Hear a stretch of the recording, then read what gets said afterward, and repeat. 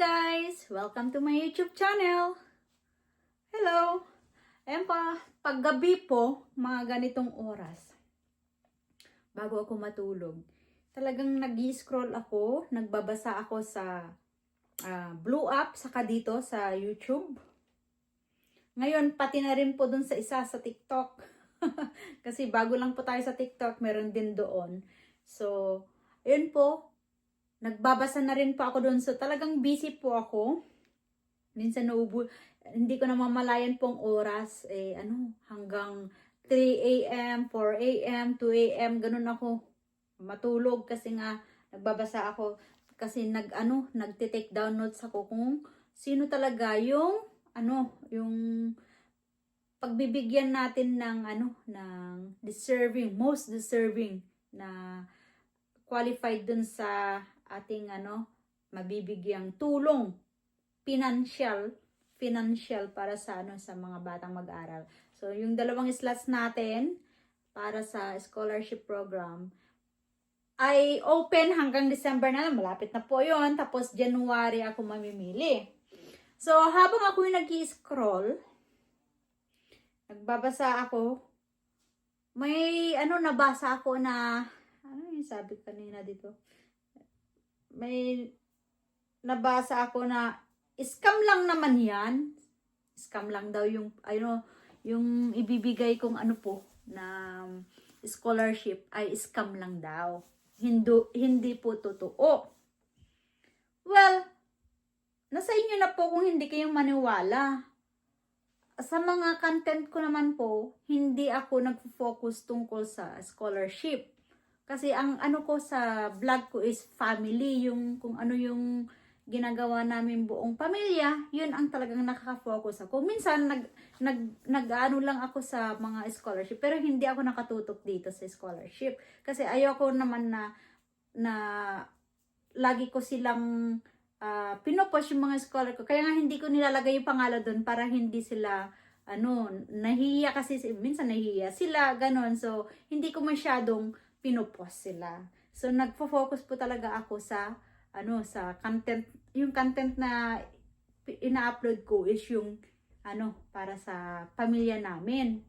Kaya minsan siguro yung sinasabi ng mga newcomers or yung mga nakakakita sa aking ina-upload is hindi totoo dahil nga hindi ko ina-upload yung tungkol sa scholarship natin masyado.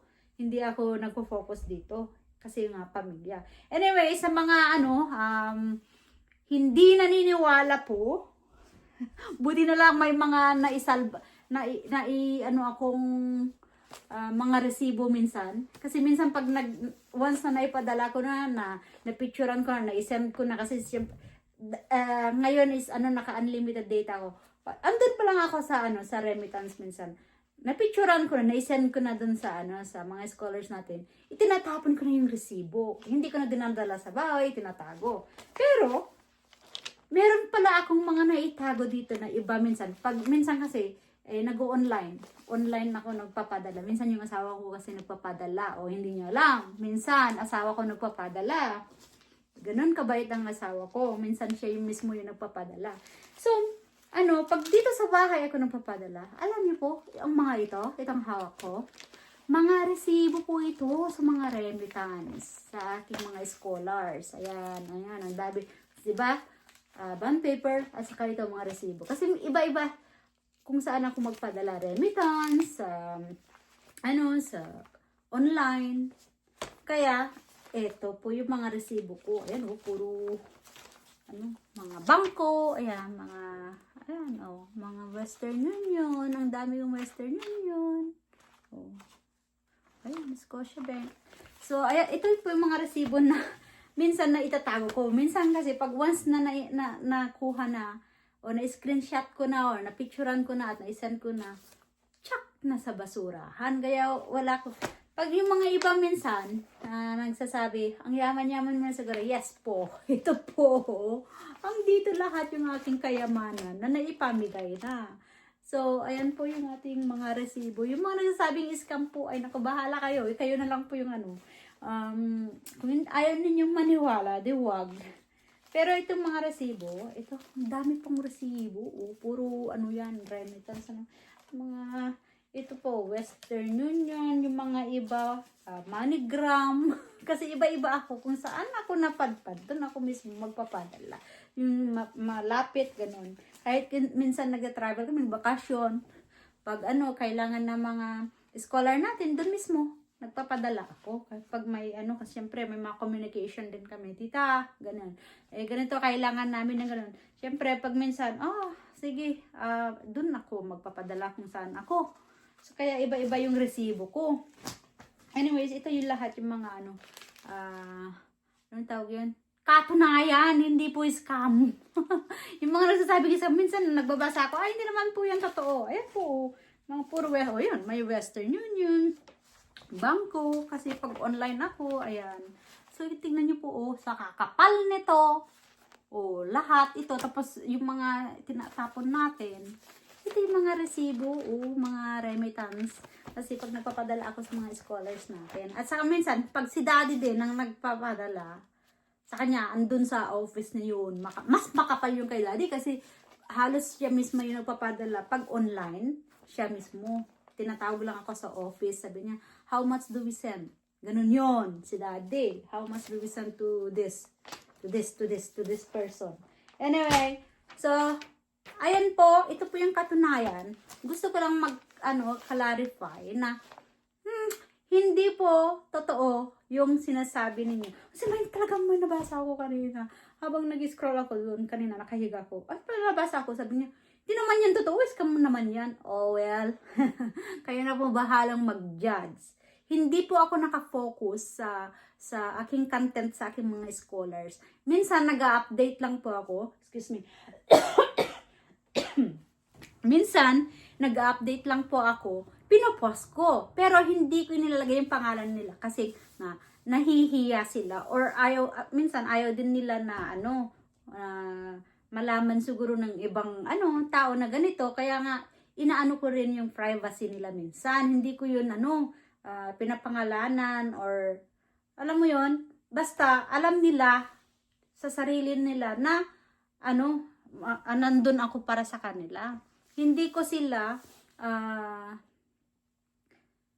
yung parang anong tawag yun, yung pinipilit na gagawa kayo ng ganito, i-video nyo yung sarili ninyo at ipasa nyo sa akin para i-post ko. Hindi ko yung gagawin. Hindi ko yung gagawin. Actually po, matagal ko na itong ginagawa, pero hindi ko ito talagang kinakontent. Meron kasi akong minsan, isang post. Matagal na akong post yun natungkol dito sa scholarship. Tapos, bakit ko daw sasabihin na ganito, parang, anong tawag yun, yung for the content and parang nagyayabang daw ako kasi sinasabi ko na may mga ganito scholars. So doon, hindi ko talaga, hindi ako nag-focus sa scholar. Minsan ko lang yung nabanggit noon na may nagpapa-scholar ako, na mayroon akong 4 na scholars dati. Ay, sinabi na nagyayabang daw ako, kaya nga hindi ako nakafocus dito. Minsan ko lang pong ipopost sa Facebook ko, kasi nga, hindi ako nakafocus. Pero ngayon po, dahil nga, naghahanap ako ng 2 kapalit dun sa, sa tinanggal kong scholars. Kaya ako ipinost. Kaya nga medyo, na naman open na naman dyan sa Facebook ko. Pero yung mga nasabi na scam, bahala po kayo kung hindi kayo naniniwala. Totoo po ito. Ang pinakayaw ko, number 1 ang pinakayaw ko, nagsisinungaling. Ba't ako magsisinungaling po sa inyo? Yun nga ang pinakayaw ko. Anyways, kung ayaw ninyong maniwala, hindi ko kayo pinipilit. Hindi kayo pinipilit. Pero ito yung mga, katunayan. Ang daming resibo. Minsan na, na po, nawala na po yung mga ink ng mga resibo. Yan, puro MTCN. Ang dami-dami. Tinatapon natin yung iba. Ayan. Ayan. Grabe minsan magkano itong pinadala ko dito.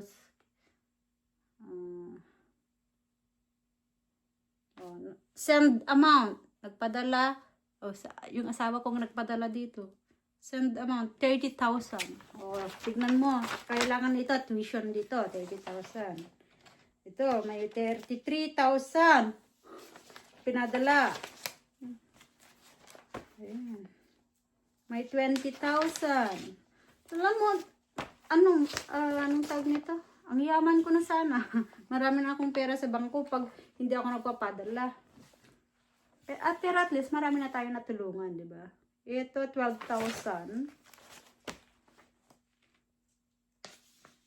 Send amount, 10,300. Iba-iba yung pinapadala ko. Depende kasi sa, may tatlo kasi tayong category. Tuition, malaki talaga ang pinapadala ko kasi yung tuition nila, malaki yan. Tapos allowances, per semester yung binibigay. Ito, 18,600. 14,200. See, iba-iba yung pinapadala ko. 8,500. Iba-iba. 25,000 even. O, di ba? Iba-iba yung pinapadala natin. Ito, 20,000. Western Union. Western Union.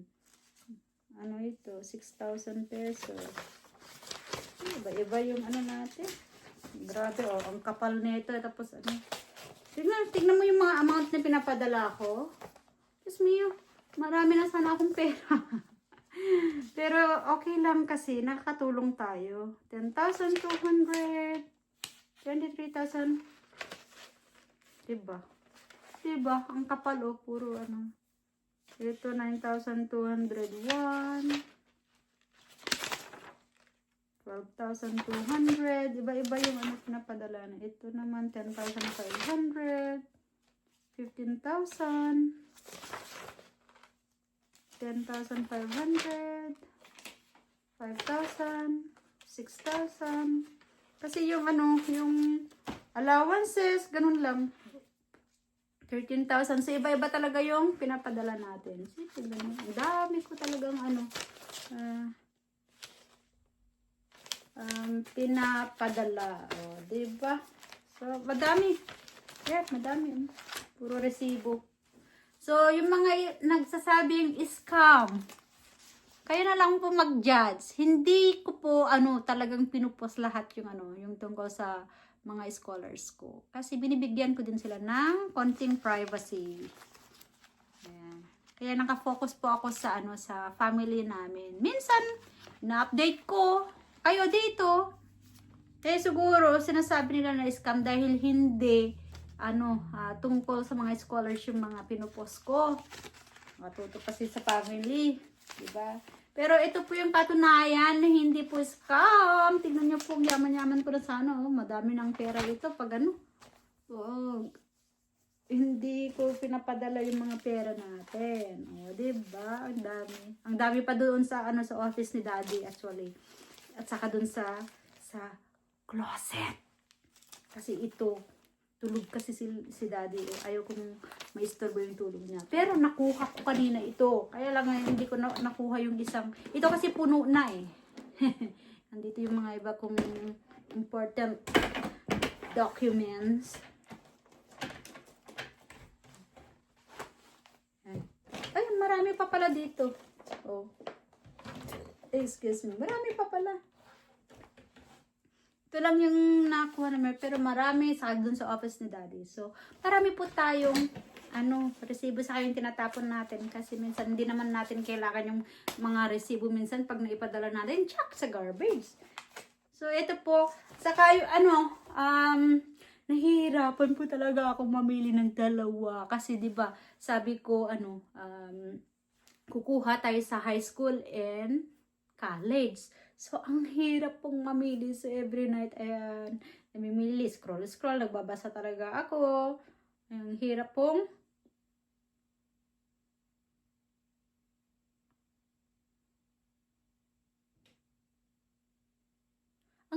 mamili ng ng most deserving. Alam ko pang deserving silang lahat o kayong lahat. Deserving po kayo kasi nagbabasa na ako dito sa YouTube, dito sa Facebook, tapos sa TikTok din. Meron din mga nandun na ngayon kasi 2 months na tayo sa TikTok pero nahanap tayo ng mga iba, di ba? So, anyways, doon, gusto ko lang ma-clarify na totoo po ito. Baka sabihin nyo nagsasinungaling ako. Ay, totoo po. Andyan yung mga iba kong scholars, alam nila. Alam nila yung iba kong scholars, nandyan sila. Nanonood din, kaya lang hindi ko sila talagang ilalagay yung mga pangalan nila kasi nga. Baka daw sabi. Saka sa akin, ayoko ding banggitin kasi baka alam mo yung sa family side minsan syempre hindi mo maiwasan yung inggit, di ba? Kaya hindi ko na lang sasabihin din yung yung mga pangalan.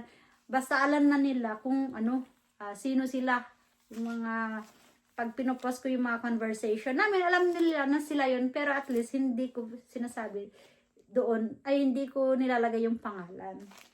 So gusto ko lang po i-clarify na yung mga nagsasabing scam po ito, ay hindi po, kayo na lang po bahalang mag-judge. Minsan nagpo-post po ako tungkol dito kasi gusto kong makita din ninyo kung ano yung yung anong tawag yun? Anong tawag yung yung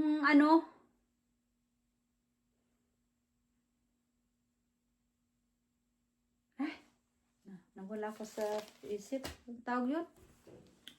Gabi na kasi. Ano na kasi yung sasabihin ko? Ay. Anyways, meron tayong itinagong isang box ng Halloween. So, para hindi ako antukin. Tayo ng chocolates. Tulog na po sila. Ayan. Pero mamaya magbabasa pa ulit ako at mag-take down notes ako kasi malapit na po, ilang na lang.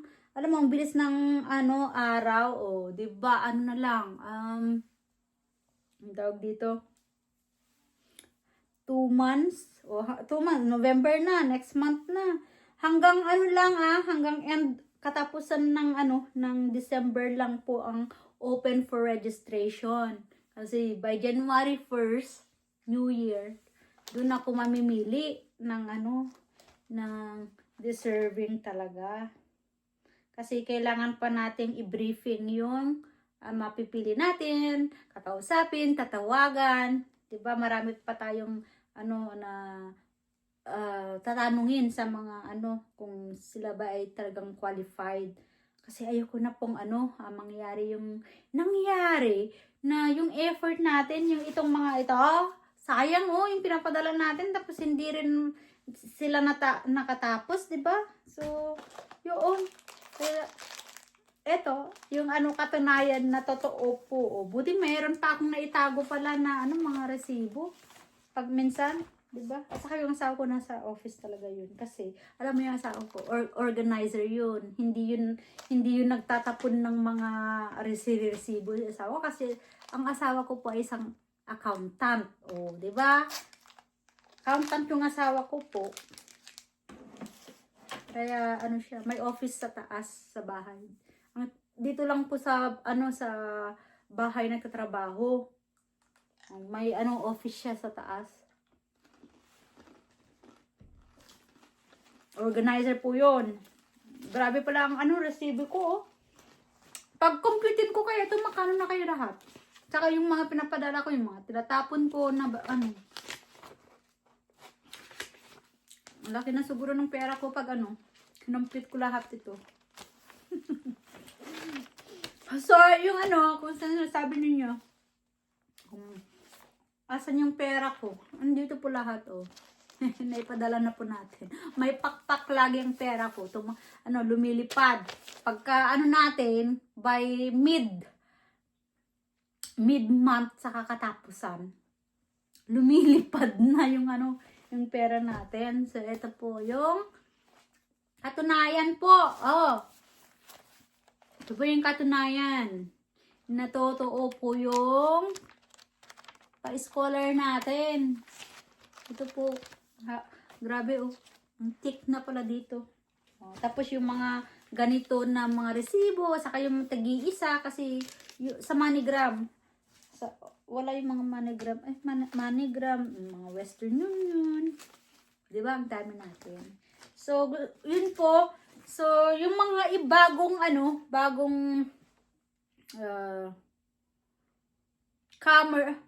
bago na na followers natin at gustong makapag-register din. Hanggang na lang po, open for registration until December katapusan. Tapos mamimili tayo na by January. Open for high school saka college lang po kasi ang elementary wala pang gastusin diyan. Kaya pa ng magulang yung elementary, pero yung high school may mga na kasi babayarin doon. So kasi nag-high school, yung naranasan ko, nag-high school, may daming bayarin noon. So, yan, magasto din ang high school. So, open for high school and college. Kaya nga, dalawa yung pipiliin natin. Nakapag-decide po ako na isa ang kukunin natin sa high school at isa sa college para even. Para yung mga nag-apply na mga estudyante, high school, meron din silang chance. So anyway, yung pag hindi man kayo natanggap or napili sa dalawang slots na open, nagbibigay pa naman ako ng mga allowances, just titignan niyo lang po yung Pasko kung kasi namimigay ako minsan, 'di ba? Pag may extra, namimigay talaga ako diyan kasi sabi ko naman sa iyo lahat ng sinasahod ko dito sa pinapabigay ko. Binibigay ko yan. So, ayan po. That's it for today's video. Gusto ko lang i-clarify yung nabasa ko. Kanina, napabagon ako eh. Yung sinabing hindi naman po yan totoo eh. Scam lang yan. Ayan po. So, ipakita ko ninyo yung mga resibo sa aking pinapadala sa ating mga scholars. Ang dami. Ito lang yung ating naipon. Kasi ayun nga sinabi ko kanina na pag napicturan ko noon, nisan ko na diretso na dun sa basura. Ayun. May lumilipad. Ang oras na ba dito? 11:30 naman eh. Akala ko 3 o'clock na. Multo sana yun. Anyways, yun po. Kung hindi kayo naniniwala, nasa inyo na po yun. Pero, totoo po ito. Hindi ito, gawa-gawa lang. Ang pinakaayaw ko talaga sa lahat ay yung nagsisinungaling. Kaya nga, sabi ko kanina, hindi daw totoo, scam daw. Hindi yan to, scam. Totoo po ito.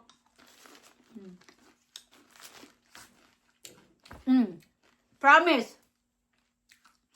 Totoo po ito. Ang tamis pala ng chocolate.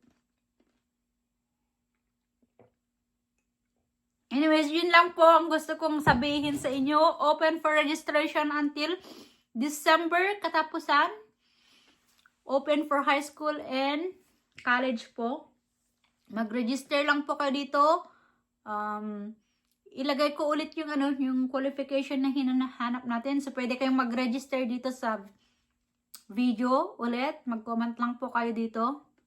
Pwede kasi dito rin ako nagbabasa din. Pwede kayo mag-register. Dito rin po ako nagbabasa.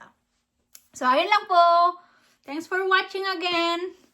Gusto ko lang i-clarify na totoo po ito. Hindi po gawa-gawa. So ayun. Thank you. Sa mga nagtatanong kung ano yung mga qualification na hinahanap ko, ito po ang ating qualification. Ayan. Kung nakikita nyo po, ay ito po ang ating qualification na hinahanap. Ayan po. Ito po.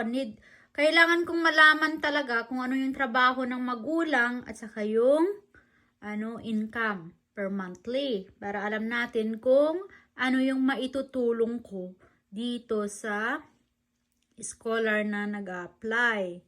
Kailangan kong malaman po yan. Yan yung pinakauna nating hinihingi. Ayan. Tapos yung mga iba, the rest, sagutan, ano yan, tinatanong ko din po ito. Pag once na ikaw yung napili ko, tinatanong ko pa rin ito yung number 2 to, 5. Tapos, syempre, pag na yung number 6, kailangan ko makita yung grades ninyo. So, ayan po, ang pinaka gusto ko talagang malaman is yung number 1 na question. Ayan. So, yan po ang ating hinihinging qualification. Kung mahirap ito para sa inyo, ayan, wag na kayong mag-register. Pero kung okay lang po, ayan. So, ito po yung ating mga kailangan. Okay, again, thank you for watching. Bye-bye.